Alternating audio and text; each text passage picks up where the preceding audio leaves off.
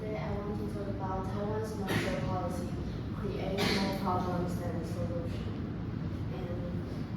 And in this speech, I will cover why Taiwan should reconsider and revise this policy.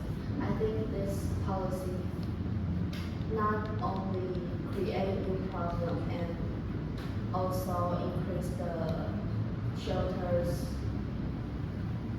problems. Imagine your life in crowded shelter cage waiting for a home that may never come. For many stray animals in Taiwan, this is their daily realities.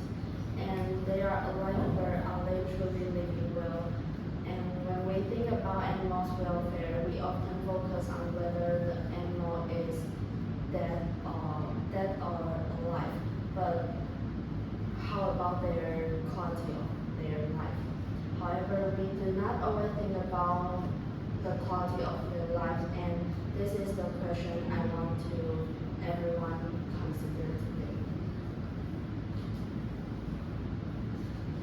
As someone who deeply cares about animals, I became interested in this issue after looking at the Taiwan's no-kill policies, Taiwan no-kill policy, and shelter conditions.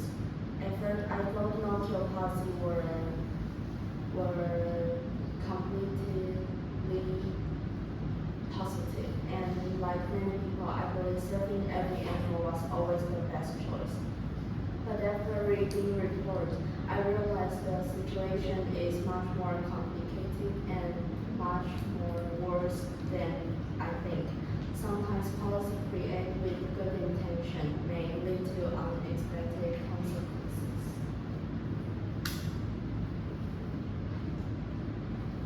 And my central idea is that Taiwan's no-kill policy actually creates new problems and suffering for stray animals. Today I will first discuss the problem caused by this policy, and I will explain why Taiwan should revise it in order to improve animal welfare and quality of their life. The first major problem is overcrowded animal shelters. Since Taiwan introduced the no-kill policy, more and more animals have remained sheltered for a long period of time. In theory, the policy sounds compassionate. However, when shelters continue receiving animals without reducing the number already inside, overcrowding becomes unavoidable. For example, Taipei Animal Shelter housed over 1,000 animals in 2023, even though a reasonable capacity was only around 450, and the dog occupancy rate reached 1,066%. And in addition, the average shelter occupancy rate in Taiwan has continued to increase in recent years. This shows that overcrowding is not an isolated problem. It is becoming a nationwide challenge. For example, because shelters are overcrowded, many animals experience stress, illness, and poor living conditions. Some animals stay in cage for years with very limited space and human interaction. And animals need not only food and water, they also need exercise, stimulation, and opportunity to socialize to other dogs. Another serious problem is the lack of resources. Although shelters have expanded their capacity, they still cannot keep up with the growing number of stray animals. Building more cages is not always enough, and it is not always a useful idea. And without sufficient funding, staff, and adoption opportunity, shelters may continue facing the same challenge year after According to government statistics, the number of stray dogs in Taiwan has continued to increase in recent years. This means shelters are facing more pressure than before, while resources remain limited.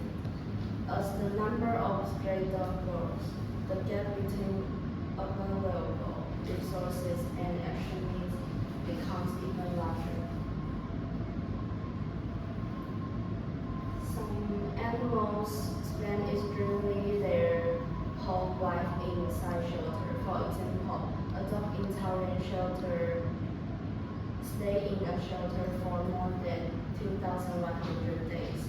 During this time, it developed behavioral and medical problems that require daily treatment. This example shows that survival alone is not always a complete solution.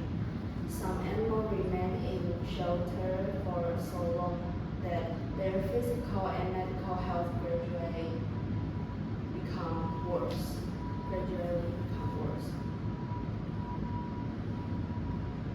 And this situation also creates pressure for the shelter staff.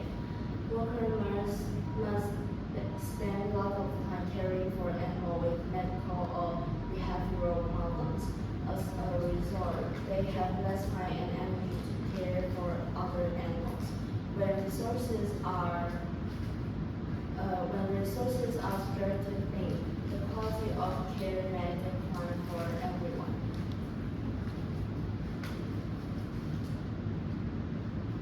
At this point, we must ask an important question. If animals continue to suffer in overcrowded shelter and less resources, is this truly the most humane solution?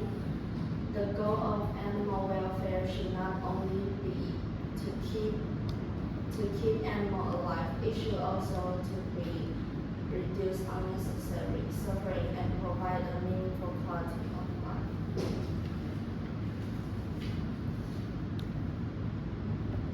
I believe Taiwan should revise its no-kill policy.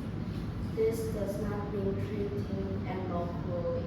Instead, Taiwan should allow humane euthanasia in certain situations, especially when animals face severe suffering or have little chance of adoption. The focus should be on welfare and dignity, not simply survival. To summarize, Taiwan's no-kill policy has caused overcrowded shelter, resource shortage, and long-term suffering for animals. Keeping animals alive is not always the same as giving them a good life. Animal welfare should include both survival and quality of life. Although the no-kill policy was created with good intention, but good intention do not always create good results. Sometimes keeping animals alive at all costs may actually increase suffering. Animal welfare is not simply about length of life, it's also about the animal's quality of life. Therefore, Taiwan should reconsider and revise its no-kill policy to focus more on